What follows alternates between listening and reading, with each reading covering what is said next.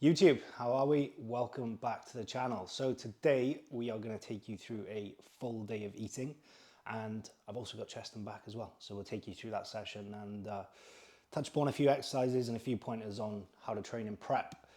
So meal one, been waiting for Harry to come down, and I'm very ready to get started. So in terms of nutrition, this prep round, I'm doing things a little bit differently. So in the past, I've always macro tracked, and this prep, I just wanted to follow a diet plan and not have to think about anything. So the last 3 weeks, I have ate the same thing every day and found it to work very well. A lot less food focused, and especially when being busier this time around in prep as well with work, just allows me to execute without actually thinking.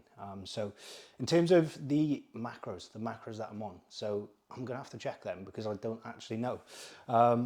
So in terms of what we're having, it's 240 protein, 375 carb, and 30 grams of fat. Now that is just from direct sources. That is not including trace. So about to have meal one. I'm very ready for it. Let's get stuck into it. So meal one, we have got 2 whole eggs, 330 grams of egg whites, 100 grams sourdough, which I look forward to every single day, and veg. So with the veg, I don't actually track my veg in prep, and that might be like, oh my God, he's missing calories, but it stayed the same all the way throughout. So what I do with my savory meals, if you like, I have 3 handfuls of 3 to 4 different veg. In this one, I just had 2, so mushrooms and spinach. And because that is kept a constant throughout, it doesn't affect calories. So if my calories come down, then the amount of calories that I'm going to be having from veg stays exactly the same. So don't necessarily need to track it, just keep it the same. But what people tend to do when they get hungrier, I don't even need that. What people tend to do when they get hungrier is they start to increase their veg. Now, obviously, that is going to sway your calorie balance. So if you're not tracking the veg, keep it consistent. If you're likely to increase it, then make sure you track it.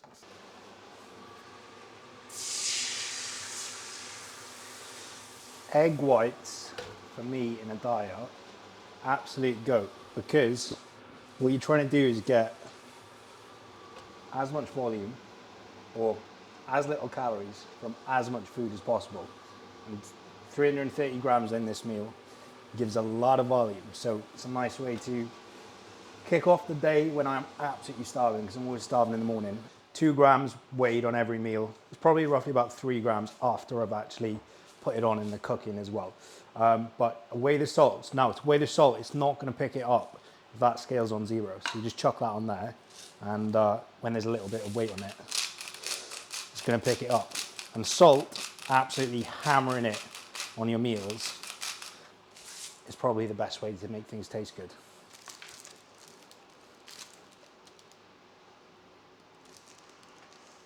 There we go. So that is meal one.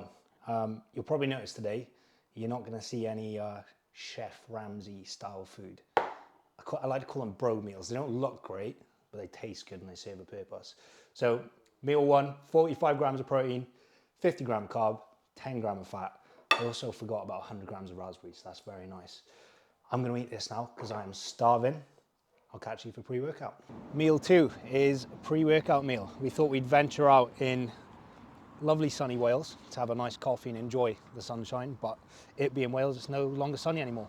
So we're having a cold pre-workout meal. So pre-workout around the training window, carbs your priority because they're going to be your main driver of training performance.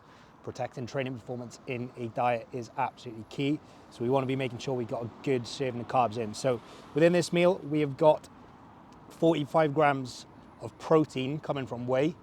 We've got blueberries, 20 grams of dark chocolate, and then cream of rice. So I think it's 10 grams of fat and 75 grams of carbs. So I actually have fat in my pre-workout meal, and I think it's a good idea too. Dark chocolate is actually a good thing to have before you train because it is really good for pumps, but also as well, it just helps to hold that energy throughout the session, because if you're finding that you're having your pre-workout meal and it's purely just carbs, and you're getting halfway through your training session, you're crashing, that's more than likely why. So get some fat in your pre-workout meal. Doesn't need to be much, 10 grams, and you'll have a much more sustainable energy level while you train. So I'm going to have this now accompanied with the absolute goat of prep drinks, which is a large ice black with sugar-free vanilla. Beautiful. And then we will see you in the gym. Just like that, we are in the gym. So we're in for chest and back today, and what I thought I'd do is talk you through what the training split is looking like for prep, how it's going to go, and what to kind of expect and what the goal is with your training in prep. So in terms of what the split is, my split didn't actually change when I joined Christian for this prep. Shout out CBC. So we're staying with the same split I was doing towards the back end of my off season. So that's looking like a push, pull, legs, rest, chest and back, delts and arms, and rest. So very much a men's physique split, bringing up all the areas that we need to bring up. Obviously, prime focus is on that upper body. So in terms of the way the volume's set up right now, definitely a drop in volume from where I finished my off season. I was towards the back end absolutely hammering myself with that because I was recovering pretty well. And if you're recovering well from volume still progressing, then you can keep pushing that up until you find your kind of sticking point. But in terms of coming into prep now, volume has dropped slightly. It is still in a good place right now. And that will taper down as we go throughout prep, simply because you don't need as much volume to retain tissue as you do to build muscle.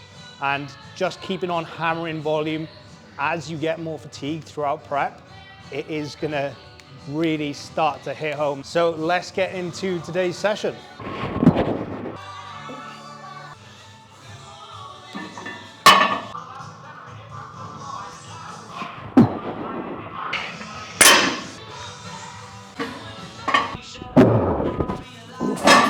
Feeling all right, you know.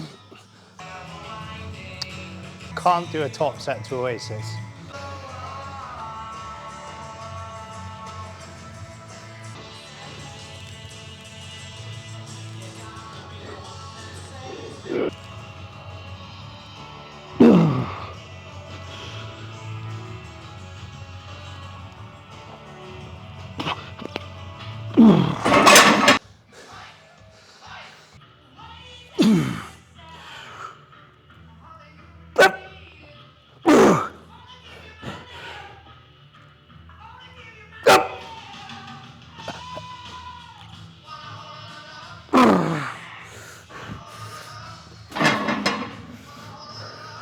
That was a bit better than the first set. This is the first time I've done this session in this gym.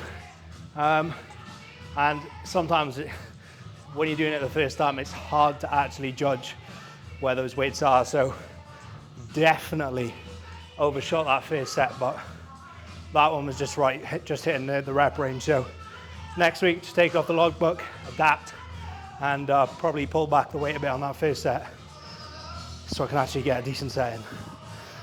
2 sets done on the incline press, and now we're moving on to a flat press. I usually do this one, or I have been doing this one first in my off season. So again, not 100% sure what my first working set is going to be. So it's going to be doing feeder sets and finding where that first set is. Something you need to look at when you're maybe changing order of your exercises is understanding that the exercise you do before, they are going to impact that. So for example, if I change this round now and I have to do lighter than I was doing in my off season when it was my first exercise, doesn't necessarily mean I regressed. It simply just means I'm going to be fatigued, because the further down you do it in a session, the harder it is going to be to contract. And that is why you would put your priority movements at the start of the session, because you want to be hitting them when you're at your freshest. Something a lot of people do as soon as they start a diet is they get rid of their intra-carb. And it's probably because they want 25 grams of carbs or whatever it may be later on the day to fill them up a little bit more. But what you've got to look at when you're trying to bring the best package possible, especially when you're stepping on stage, is what is the most important thing within that diet. Now, yes, managing hunger is important, but it's inevitable you are going to get hungry. That's going to happen anyway. So the most important thing within your diet is protecting your performance, because protecting your performance is going to be the key thing for retaining muscle mass. So I've got 25 grams of carbs within my intra-workout, and I'm guessing that's going to stay in pretty much all the way to the end unless things get really, really low and I'm struggling. But it's going to stay in as long as possible because we want to protect performance to bring the best package possible to stage. So I would recommend, rather than having 25 grams of carbs when you're hungry, keeping your intra-workout as long as you possibly can.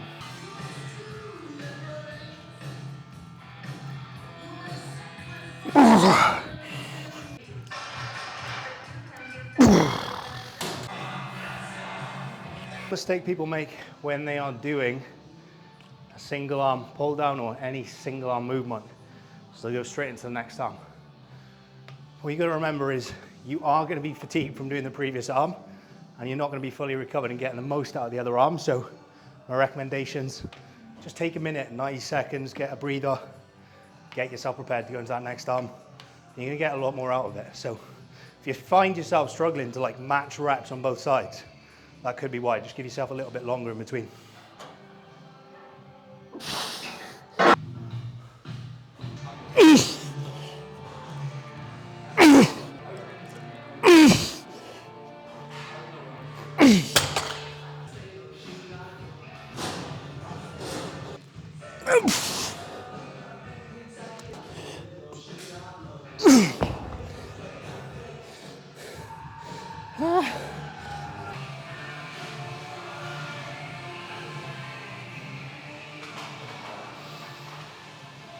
Yeah.